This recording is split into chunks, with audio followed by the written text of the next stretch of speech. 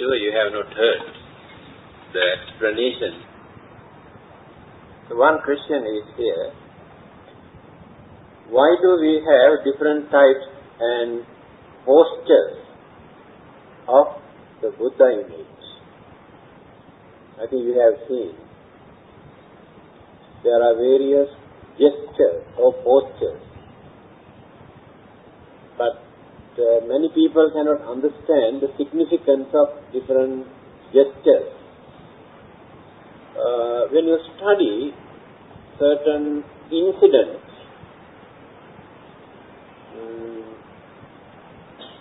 how Buddha has explained and faced and advised by adapting different postures or gestures to express different attitudes or views or ideas. There are 10 postures or gestures altogether. Each posture explains how the Buddha has acted according to that incident and how he has expressed his views by indicating his hands. They are Dhyana Mudra, Abhaya Mudra, Vitarka Mudra, Patra Mudra, Jankramana Mudra, Dharma Chakra Mudra. This one is very famous. Dharma Chakra Mudra. Bhumi Sparsha Mudra. Then Samudra Mudra. Vara Mudra. Swagata Mudra. These are Sanskrit words. There are 10 here.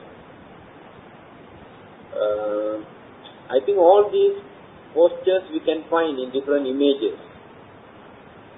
Dhyana Mudra is a very common. This image, I think. Let me see. Yes. This image is called Dhyana or Dhyana posture. In other words, meditation posture. Now this is the posture that the Buddha and disciples and many other meditators used for hours or days or sometimes 1 week, day and night. Dhyana Mudra. Dhyana means concentration or meditation. By adapting this mudra or this posture, mudra means posture, they experience that the blood circulation to the brain and the backbone, straighten the backbone, and the brain get the blood very easily without any obstruction. When we bend our body either this way or that way, there will be some obstruction here and there. So this posture is recommended for meditation for those who like to practice meditation, but not so easy to get used to it. At the beginning, it is very painful. First we have to start with one leg. After using one leg, then try the other leg. Then try both, like this. Otherwise, very hard. That is the meaning of one particular mudra called Dhyana Mudra. Next one, Abhaya. Bhaya means fear. Abhaya means how he removed the fear that many people have due to certain incidents, unfortunate incidents. Either they are grievances, worries, problems, or fear. So whatever disturbs their mind, when they approached the Buddha, then he adopted one particular gesture to talk to this person. So that is called Abhaya Mudra.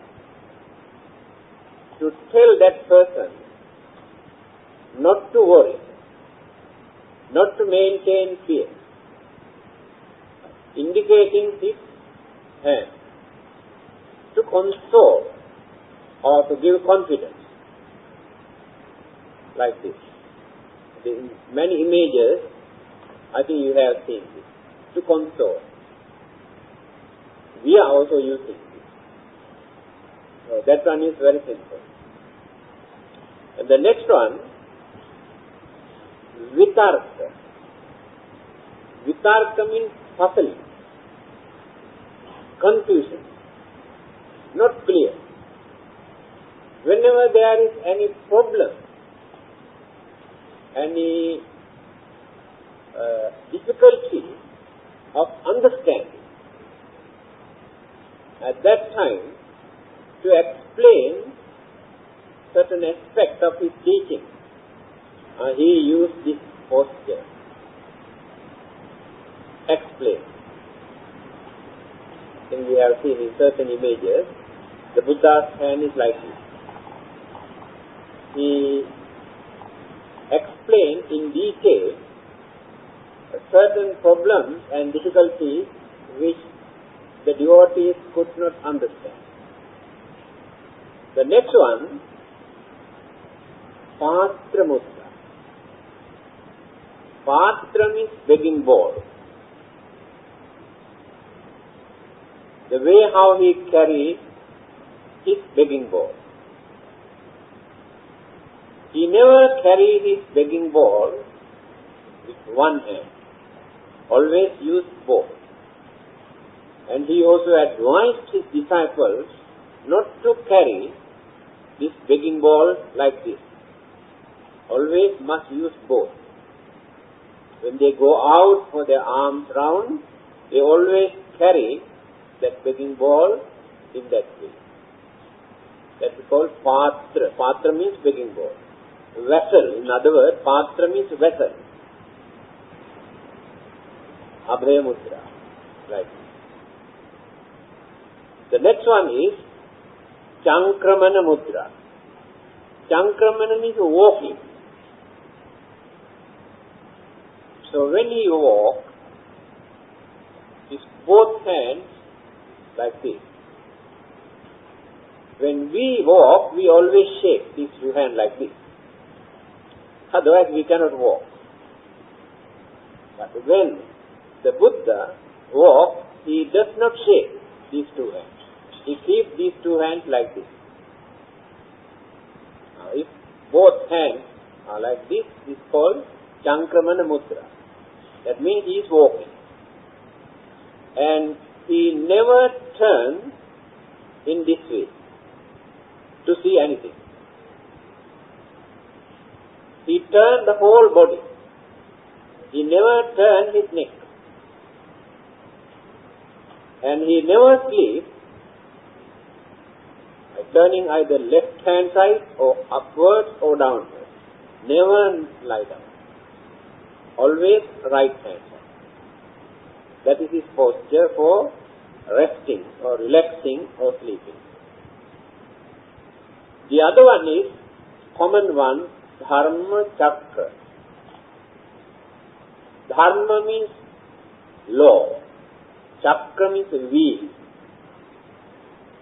There are few images here. You can see the hand is like this.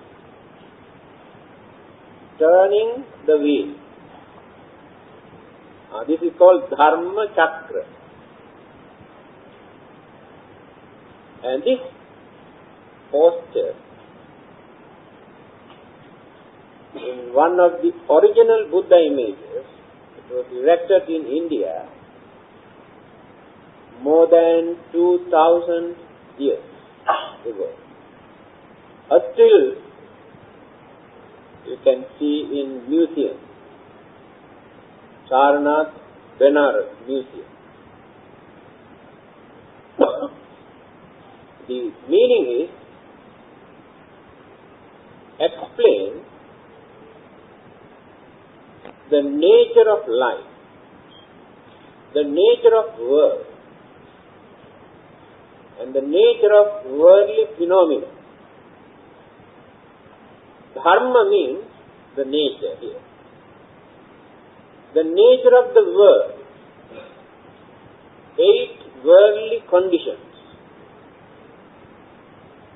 Every living thing is subject to these 8 worldly conditions. No one is free from this. What are those 8 conditions? Labho, alabho, ayaso, yasoch, ninda, pasansa, sukhan, dukkha. Negative and positive. Labha, alabha, gain and loss. We have to experience both in our day-to-day life. Whatever we do, sometimes we experience gain, sometimes loss. By knowing this, we must know how to make up our mind. Don't allow your mind to be perturbed or disturbed just because of this thing. It is natural. When you go for gambling, you can experience this very well. When you do some business, you experience this. This is natural. Then, ayaso yasocha, fame and ill fame. That means popularity and good reputation are spread. Sometimes. Certain times, bad reputation, allegation, accusation. These two are natural. Therefore, we must learn. We have to train ourselves to face both equally. Don't wait for appreciations and thanks. We must have courage to face brickbat and criticism. This is the nature of the world. Ninda pasansa. Some people say we are very good. Sometimes. Same people again say we are very bad. We can experience this very well. There were certain monks who came and complained to the Buddha. Why people insult us, accuse us? Why people do not appreciate our way of doing some service to others? Why do they accuse us? Now then the Buddha had to console them, giving this advice. He says, there is nobody in this world who is praised, appreciated always. Therefore, you must learn how to face accusation also, not only appreciation. We do lot of good work, but some people cannot understand, cannot tolerate, they accuse us. But some others appreciate and thank. Therefore, those who do like to do some service to others should not get fed up, should not complain when others accuse them or criticize. Sukhancha dukkha, sukha and dukkha, these two things are common. Every day, how many times a day we experience it?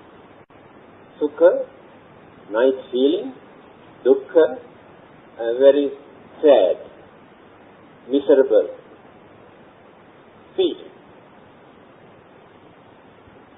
So when we get used to these 8 worldly conditions, then we can understand. The way how Buddha has explained these changes is exactly like merry-go-round, up and down throughout our life. So worrying and fighting and accusing and blaming and crying are not the solution to get rid of them. Because certain things are natural, we cannot get rid of them. So our duty is to train ourselves how to face them. Again, we love the law. 8 noble paths, the way how he has explained. How to cultivate our way of life by leading a gentle, noble and respectable and harmless life. That is called 8 noble paths. When we summarize these 8 into 3, you can mention as Sila, Samadhi and Panya. Sila. Evil deeds that we commit by using our physical body, our words. When we observe as a precept not to violate them, then it will become a Sila. Sila means discipline. We train ourselves not to do that. That is called Sila. In the 8 noble paths, there's one group belong to this category. Then the other group is Samadhi, how to train, how to cultivate, how to purify our minds. That is mental training. Then the last one is Panya, our knowledge, understanding, wisdom and enlightenment. Sila, Samadhi, Panya. In brief and in detail, 8 noble paths. Samma Ditti, Samma Sankappa, Samma Vacha, Samma Sammanta, Samma Ajiva, Samma Vayama, Samma Sati, Samma Samadhi.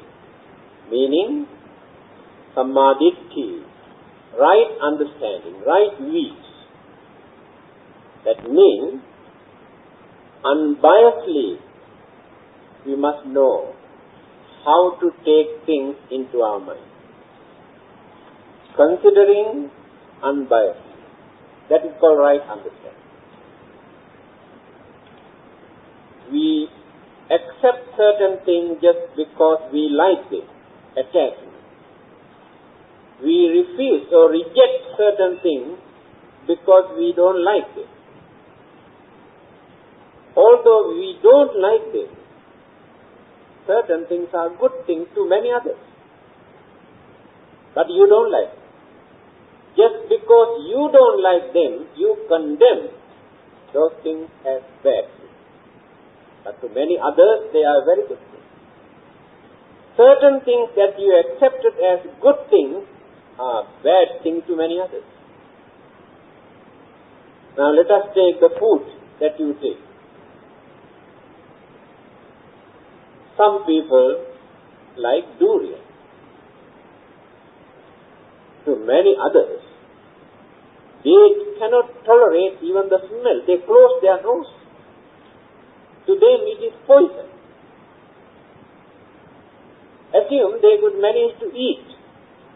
After eating, they complain. Sore throat, itchy, headache. To them it is poison. Everything in this world, remember, exactly like this. Certain medicines that we take, for our sicknesses. Some people can get cure their sicknesses after taking certain medicines. To some others, the same medicine becomes a poison. Allergic, cannot tolerate. It depends on the constitution in the physical body. Different degrees of elements in the physical body, they are not equal. And now you can understand our definitions of good and bad is wrong. We define them good or bad by considering only our way of thinking. But to many others, they take the opposite. Our right understanding is this. If you can judge unbiasedly, then you can understand exactly what is right and what is wrong. Samma sankappa, the thought that which appears in our mind. We create ideas in our mind. These ideas become thoughts. These thoughts we develop. After developing these thoughts, we express these thoughts either using some words, if not using our physical body. The thoughts that we have implanted in the mind. So the Buddha says, you must know what are the thoughts which appear in your mind. Awareness must be there. Don't allow your mind to create unnecessary, harmful, dangerous thoughts. If awareness is there, you know how to guard your mind. On the other hand, when certain good thoughts appear, don't allow these good thoughts to disappear immediately from your mind. Try to develop further and further and further. So without knowing the nature of thoughts which appear in your mind, you cannot do this. Now this is called right thought. Samma ājiva. Right livelihood. For our living, we have to do something. We always justify what to do. We have to do this for our living, or to support our families. Even then, we have no freedom, or we cannot justify. If we try to live or survive by violating or disturbing or hurting others, it is not an excuse to say that we had to do this for our living. Yes, you can do that. But you must know that you have to face the consequence. There is nobody to stop this. You must be prepared to face the consequence. After committing this, you may go and pray, asking the God or Buddha to take away the sin. You have violated existing worldly conditions, not a law given by another person. There is nobody to forgive you. Now it is accepted that we should not touch the electric wire, light wire, barbed wire. Generally accepted by everybody. Due to certain circumstances, you had to touch this one. Do you think that you had to touch this one for emergency case? This electric electricity forgive you or tolerate. If not, electricity doesn't want to hurt you because you had to touch this for emergency case. Assume you fall down from a tree and there was nothing for you to hold. On the way you have seen electric wire and you had it. That electricity or the nature or the gravity never forgive you. Or this poor man is falling down, therefore it is my duty to support. No activity. The karma is like this, my dear friend, remember. Karma is not given by the Buddha or given by God or given by anybody. This is the nature. Karma has no cruelty, no sympathy. Free from both. Karma is not in your favor if you violate it. You may do that for your survival or to support or some other reason. But you violate the existing karmic law. So, it is advisable for us to do something for our living without disturbing others or bluffing others. That is called right living, right livelihood. Samma vayam. We have to use some sort of effort, physically and mentally. Otherwise we become very lazy. We never gain anything. To maintain our family, to do our business, or to practice our religion, we have to use our effort, physically and mentally. And this effort also, we have to divert through proper channels. What is this effort from the religious point of view? Uppannānaṁ akusalānaṁ dhammanam pahānāya. Anuppannānaṁ kusalānaṁ dhammanam uppada. This is that. In Dhammacakkara. When we come to know that there are evil forces, ideas in our mind, cruelty, anger, jealousy, enmity, all these ideas are boiling in our mind, then use your full effort not to harbor, not to maintain, not to develop such thoughts in our mind. This is the correct way to use your full effort. To do that, knowledge is important. That is why you are trying to learn something. Otherwise, you ruin your own life and you disturb others. Then, anuppannānaṁ kusalānaṁ dhammanam. When you come to know that good thoughts very seldom appear in your mind, always bad thoughts. Why? By knowing this, must try to create, cultivate some good thoughts. If you are cruel, then try to develop your kindness slowly. Try to extend your kindness towards others. Then you are using your effort.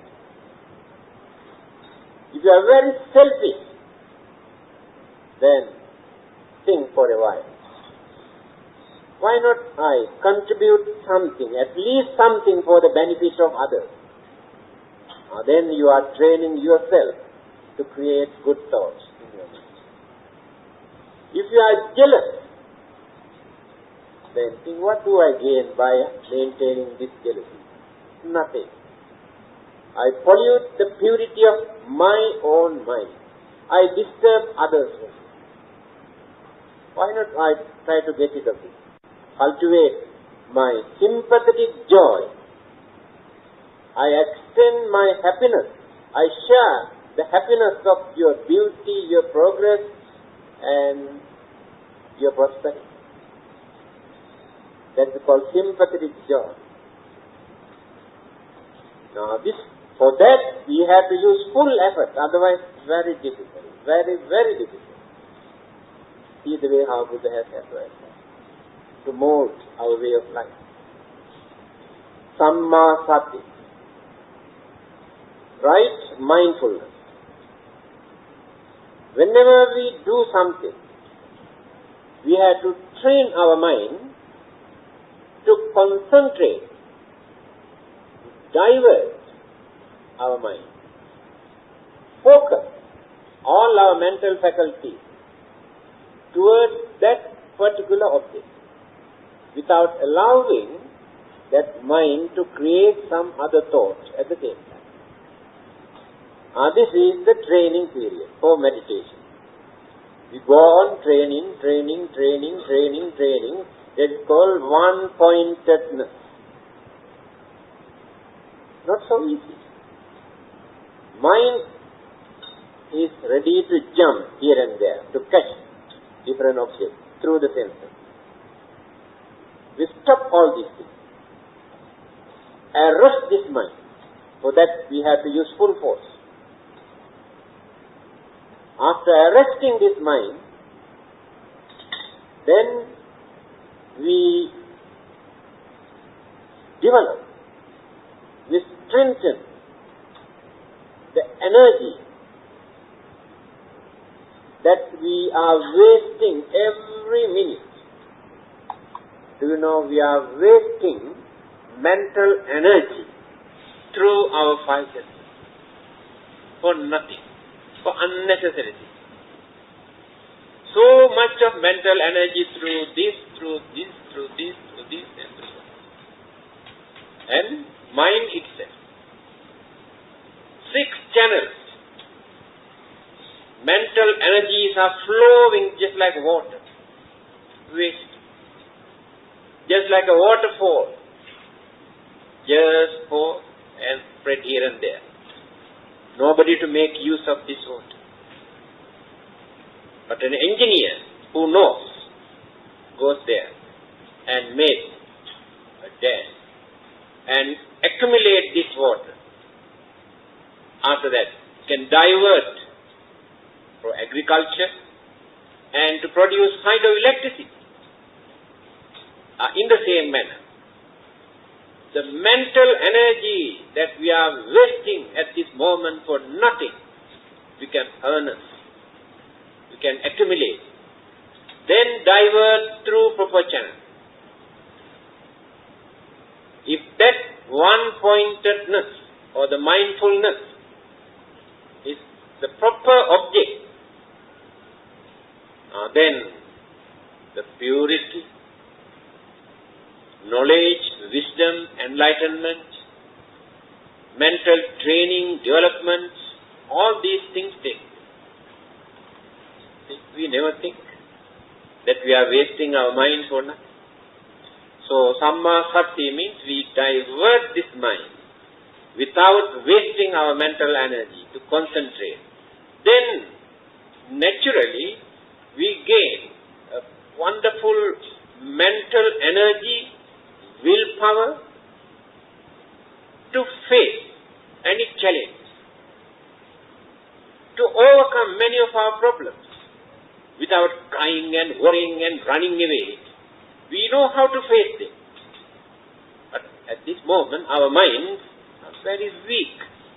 No energy there. Because we are wasting this energy for nothing. Next one. Samma Ditti, Samma Sankappa, Samma Vacha. I forgot halfway. I dropped one item. Samma Vacha. Art of talking. We are talking, but we have not learned the art of talking. There is an art. We have to learn it. First thing, we must know the meaning of the word or the term that we are using. Then we must know to whom we are talking. whether we are talking to a man or a lady, to a child or elderly person, educated person or an uneducated person.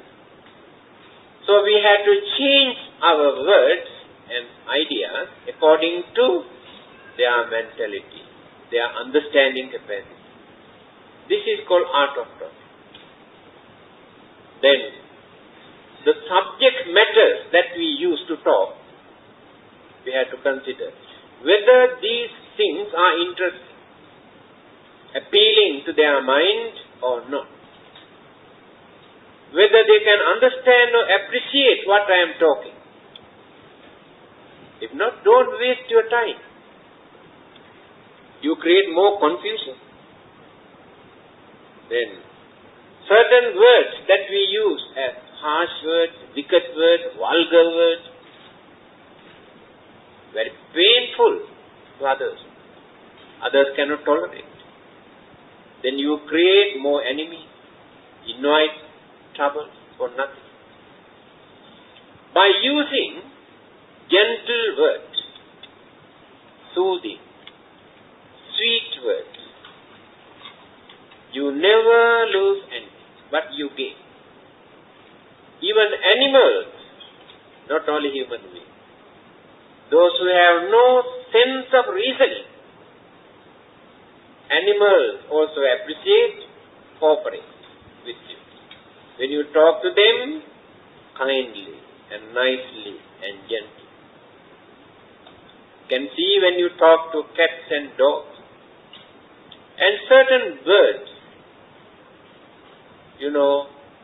birds are scared of human beings. They never come near. But they are not scared of animals. Because they can trust animals but not human beings. You can see those birds go and sit down on the back of cow and elephants and horses and any big sized animals. Those birds go and sit down on the back. They had no suspicion. Because they know these animals never disturb me. So they never come to us. When we go out, birds come and sit on our head. They run away. Because they cannot trust. But after using our sweet language, talking, they get used to it. Then animals also come near. Birds also come near. Monkeys also come near to us. The power of the words, sweet words. Then we can avoid a lot of problems if you know how to talk gently. Again, when you talk to a respectable person in the society or a religious personality, there are certain words and terms, and our tone also we have to change. This is called art of talk. Right speech. Then the last one, eighth one, is Samma Samadhi. Earlier we have trained our mind to work without wasting our mental energy.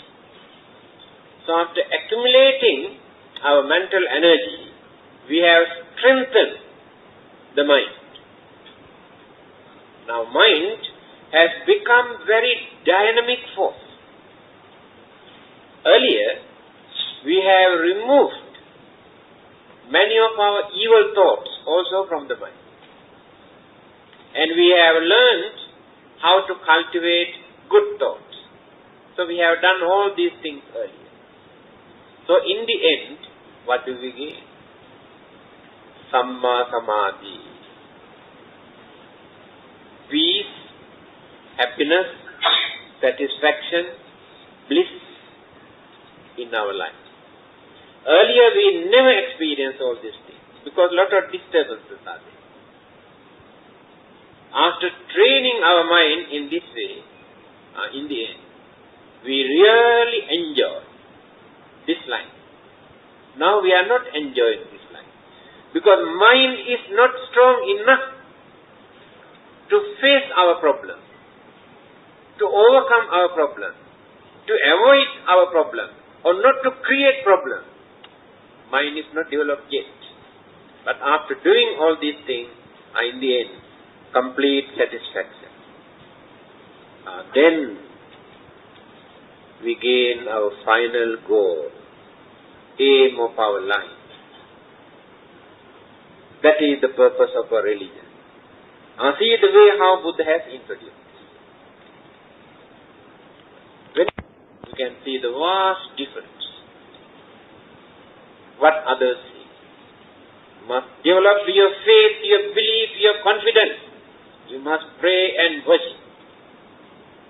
Don't worry about your morals and ethics and mental training and meditation. Don't worry. The God is there. Faith, that's all. The difference between Buddhism and all the other existing. Mental purity, mental development, one side here. But the other side, faith and belief and pray and worship. So, when you explain this 8 noble paths in this way, this is called Dharma Chakra Mudra. How he explains 8 worldly conditions and 8 noble paths, 8 methods that we have to cultivate as middle paths. See how meaningful is this posture. Next one, Bhumi Sparsa Mudra. Bhumi means earth. A Sparsa means touching. Touching the ground. There are some images. His hand is pointing to the earth like this. He has done this when he was meditating under the Bodhi tree before gaining his enlightenment. He was practicing this posture. At that time, Mara, the evil ones, came to challenge. So when he wanted to challenge with him, the Mara asked him to get up. Get up. The Buddha says, I am not going to get up. I have been working for this feat life after life. Therefore, you have no right to chase me away from this place. Then, the Mara, how can you prove that you had to work very hard to come and sit down here under this tree? Then the Buddha says, I am not talking what I have done within this lifetime. But there is nobody at this moment to give witness what I have done during my previous birth, life after life. But there are 2 persons who have seen what I have done. Then, his one hand is like this, and the other hand is like this. Certain images you can see. Then he says, above, sun and moon and stars and galaxies have seen what I have done. Because they exist millions and billions of years. They have seen what I have done. How I have fulfilled 10 perfections to gain my enlightenment. I am working, I am seeking for them. This thing. I came down here to gain that enlightenment. They have seen. If not, here. This earth, Bhumi Asparsa, the name of this posture. Bhumi means, Bhumi Putra. Same word. Bhumi Putri and Bhumi Putra. Bhumi means earth. This Bhumi has seen what I have done. Then Mara had no voice. This is the meaning of this posture. Next one, Samudra. Mudra. Samudra means sea, the water. So when he uses his hand like this, that is called Samudra Mudra, the waves of the sea. There are many occasions that he had to use his hand to explain.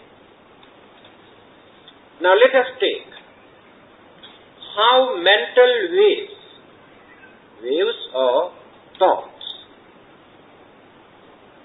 that we maintain in our mind.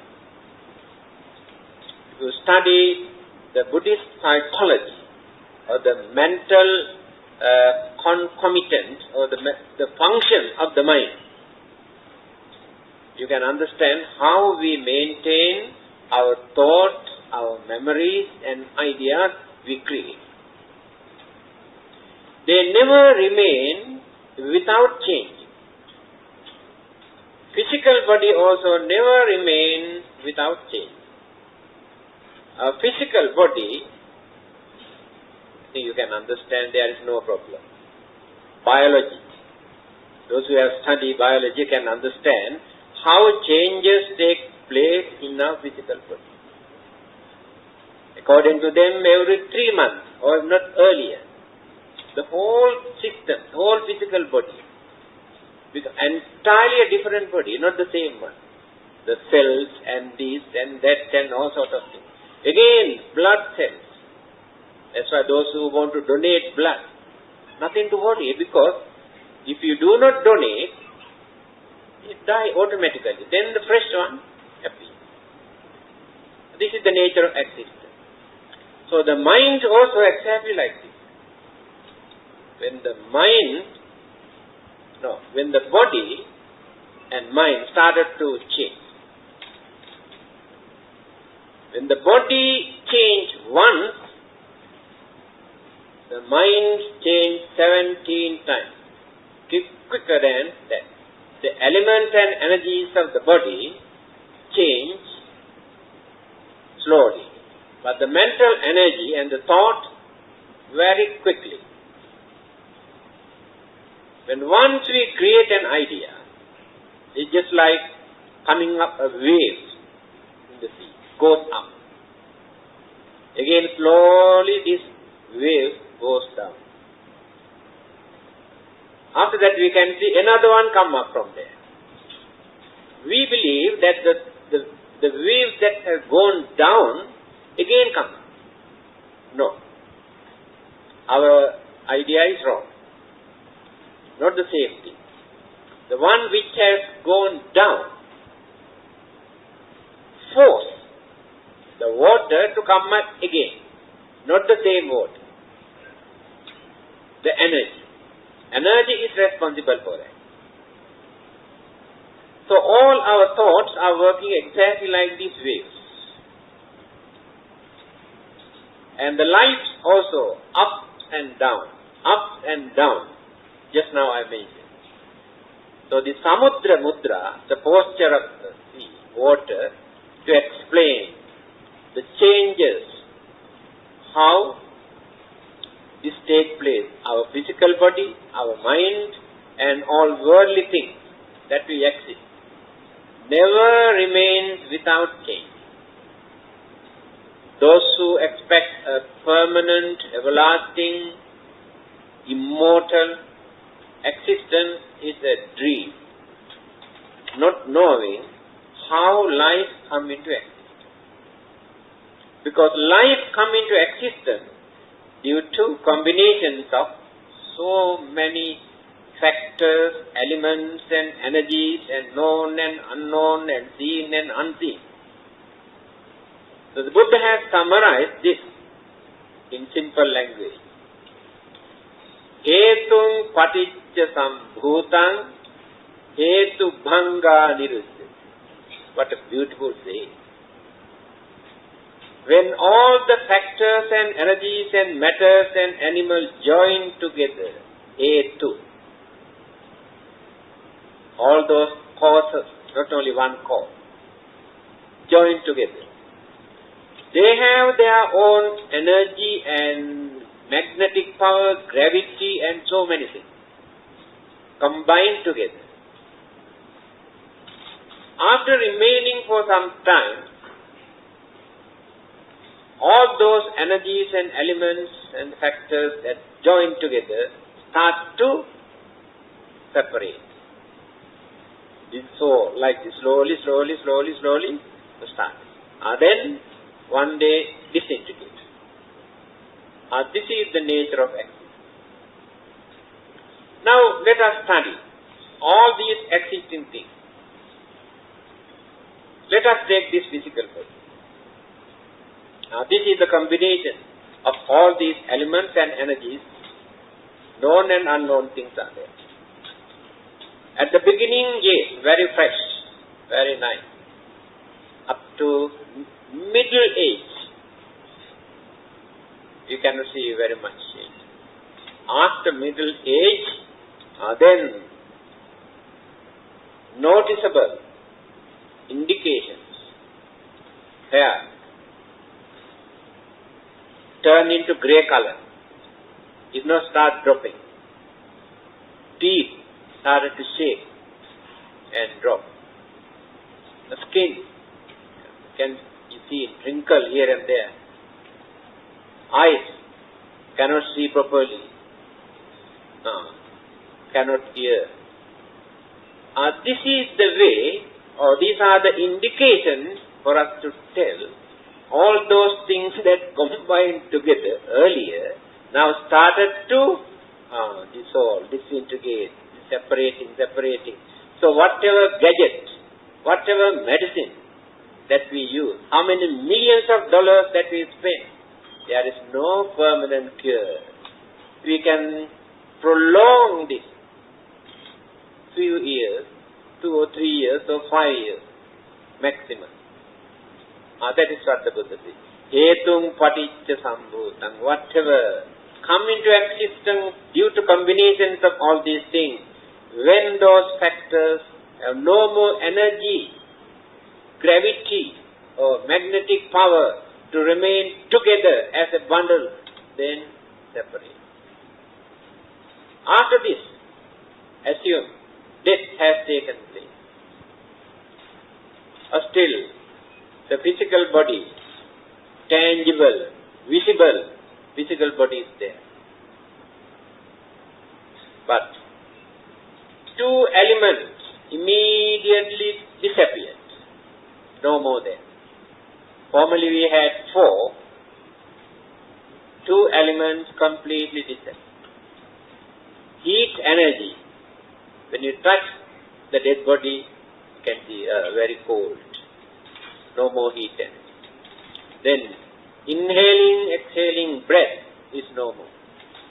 That's why doctors say, no more pulse, no more heartbeat, no wind there. 2 energies separate. When these 2 energies separated, departed, the other 2 elements cannot survive there. No connection, no combination, because heat energy is responsible for maintaining these elements. When we define the element also, in the end we can see only energy, no element. Now 2 remains there. Solidity and fluidity. 2 elements. Then fluidity started running away. After 1 or 2 days, you can see fluid coming here.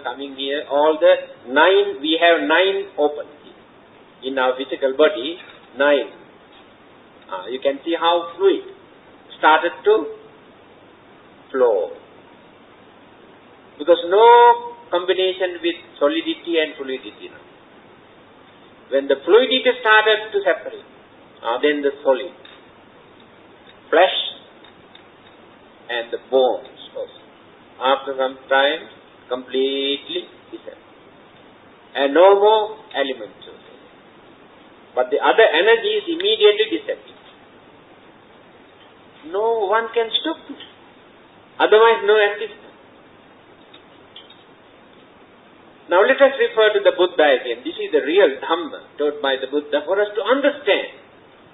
Not as self-hypocrite. We are actually self-hypocrite.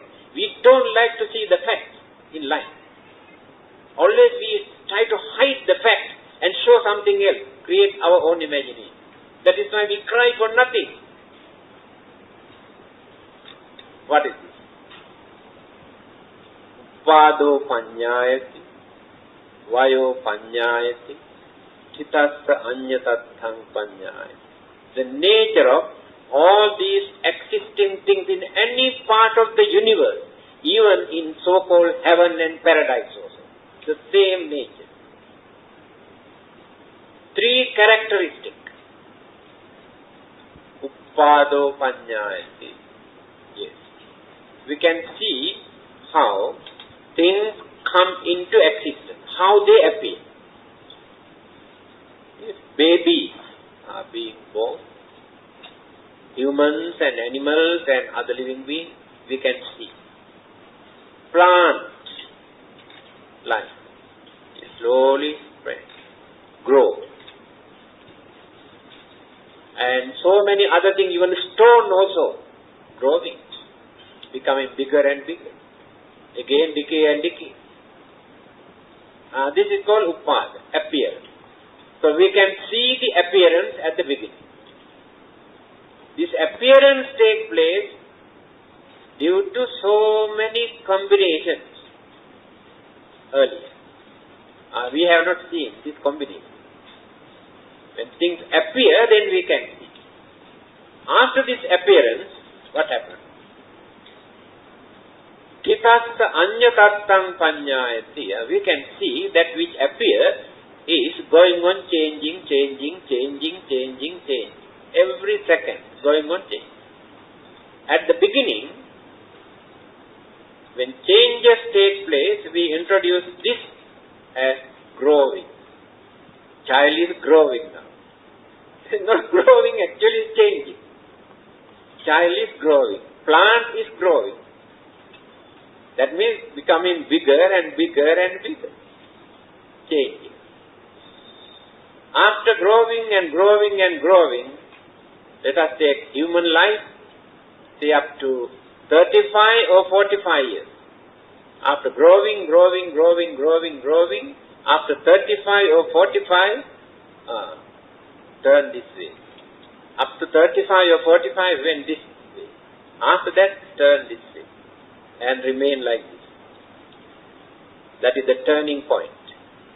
After 45, turn this way. Then again, changing, now 60, 70, 80, 90, 100.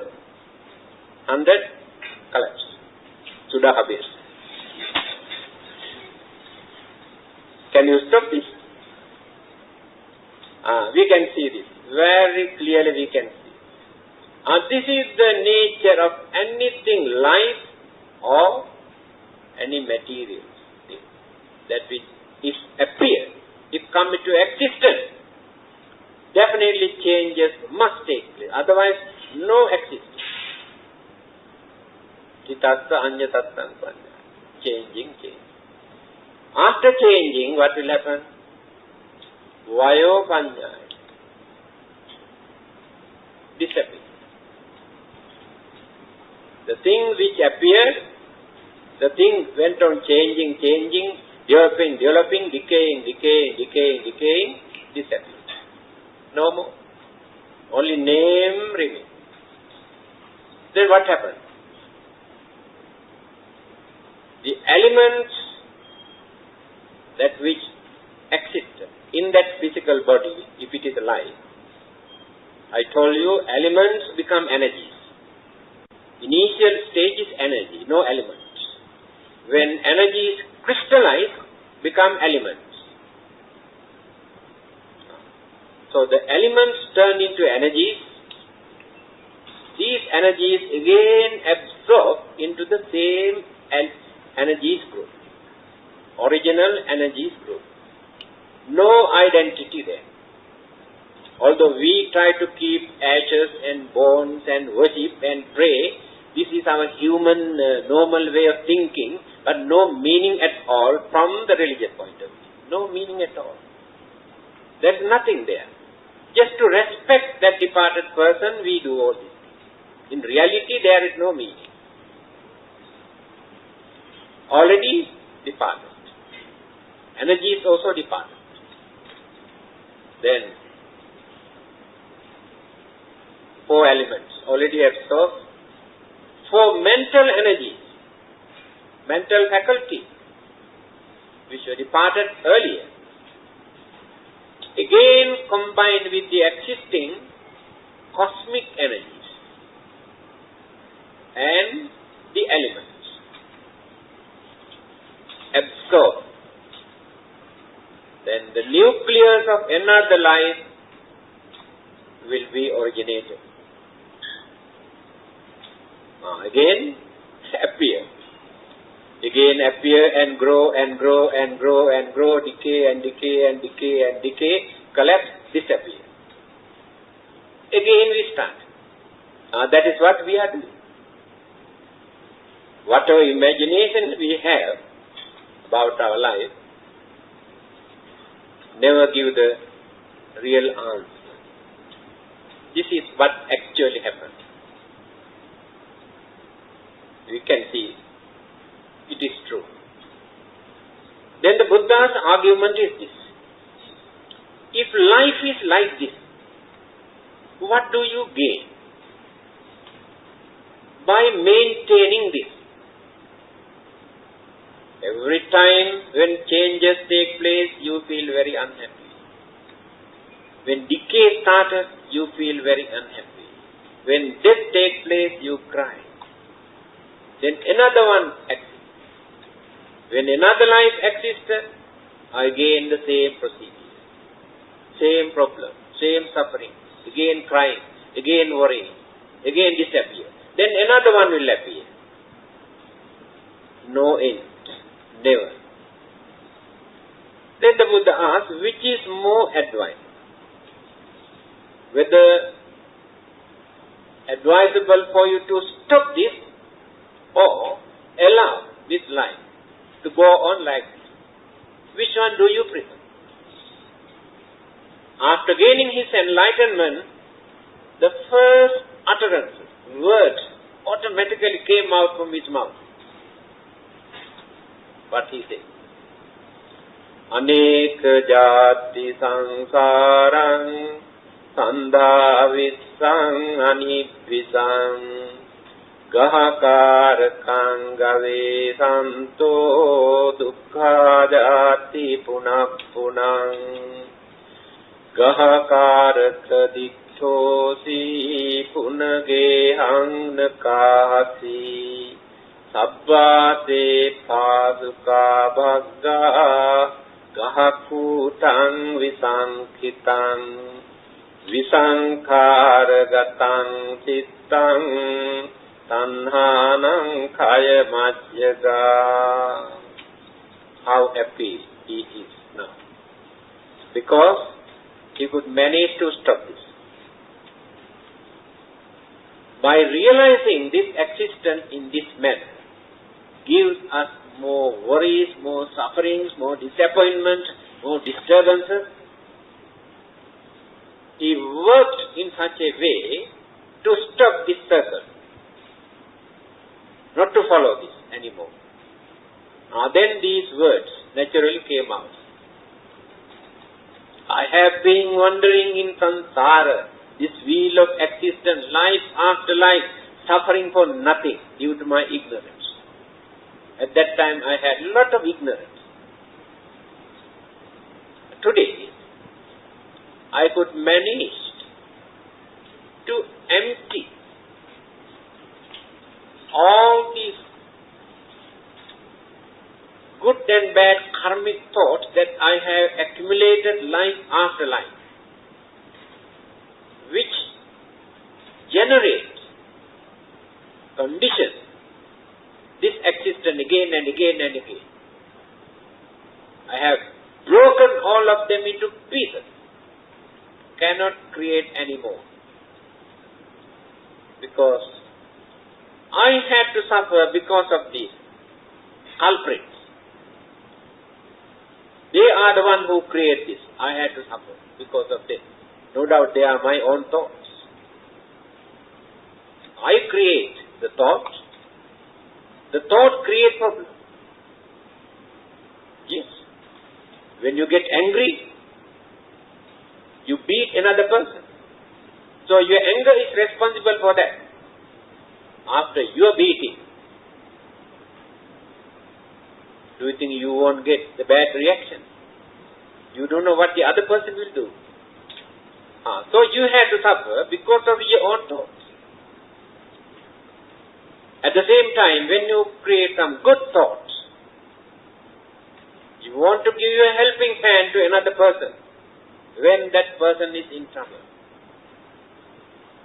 And that person also thinks that I must do something for this kind-hearted person. Your good thoughts reflected to experience some good result. So this is the way how we experience good and bad, pleasant and unpleasant incidents during our lifetime. Today, by realizing this, I could manage to eradicate all these things. Visankhara-gatam chitta. Mind is completely pure, no more such thoughts in my mind. Tanhanam kayamajyaga. The strong attachment, craving I had toward this physical body is no more. So, I am the most happiest, contented person who can experience supreme bliss. That they have seen the end of their suffering. We cannot see the end of our suffering. By adapting little bit of method, we experience some sort of relaxation, temporary relief. Next moment again starts another kind of suffering throughout our life. Like waves, troubles and problems and worries, one after the other, one after the other. If not, to overcome or to get rid of certain problems and troubles that we are experiencing at this moment, we create some other problems. Then we forget the earlier one we had to face for the new problem that we have created. This is the nature of our existence. That is why the Buddha says, I am the most happiest person in this world today. Not yet completed. Two more. Vara mudra. Vara means when he gives some confidence. Those who have lost everything, got confidence, no more confidence with life, or the family, or the wife, or husband, or children, or business, and completely mad. Just now I went to hospital to see one of our members. In the lift, one man suddenly entered into the same lift, there's a big crowd, and started shouting, "Why doctor say I am mad?" He's shouting there. "Can you tell me why doctor says I am mad?" There's nobody to console this man. He was shouting. Then I said, "Do you know why doctor says you are mad?" I think that doctor also mad. That's right. He is very happy. Stop shouting. Keep going. We must know how to talk to mad people also.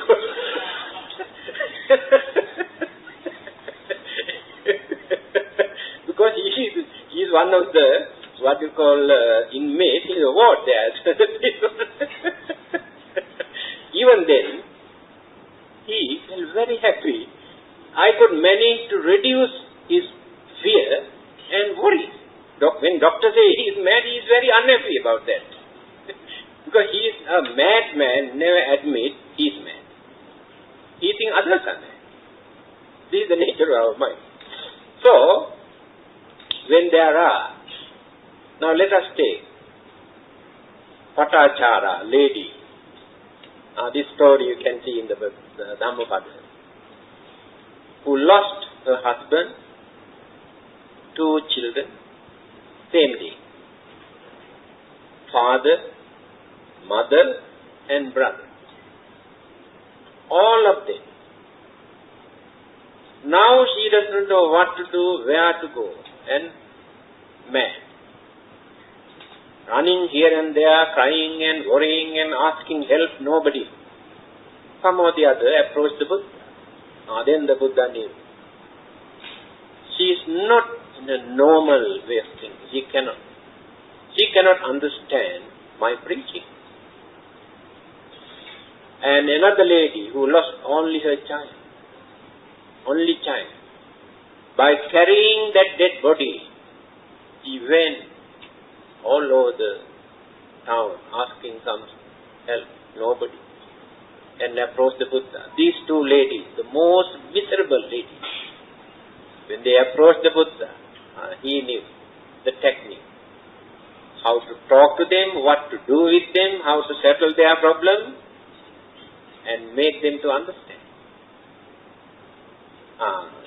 The hand that he used to console them this way is called Varamudra, to console them. Then the last one is Swagata Mudra. Swagata means welcome. Swagata. Welcome. Of course, we also practice this. And many of our devotees like the statues of this, asking wealth and property. But it could be anything. That means asking something. These are the 10 kind of mudra or gesture that you can see in the Buddha image. So there are about 10 questions. I answered only one. At least something for you to understand why there are different postures and gestures in the Buddha image. Okay. Tādeva nāga maitika puññantang anumoditva jirangakkantu loka sātanang ittavata ca ammehi sampratam puñña sampratam sabbe deva anumodantu sabba sampatti siddhya Devo vasati kālena sassa sampatti hetu ca pīto bhavatu loko ca rāja bhavatu dhammiko idango jāti nanhotu sukita huntu ñātayo vittā vimina puñña kammena māme bāla samāgamo satang samāgamo hontu yāva nibbāna pattiyā.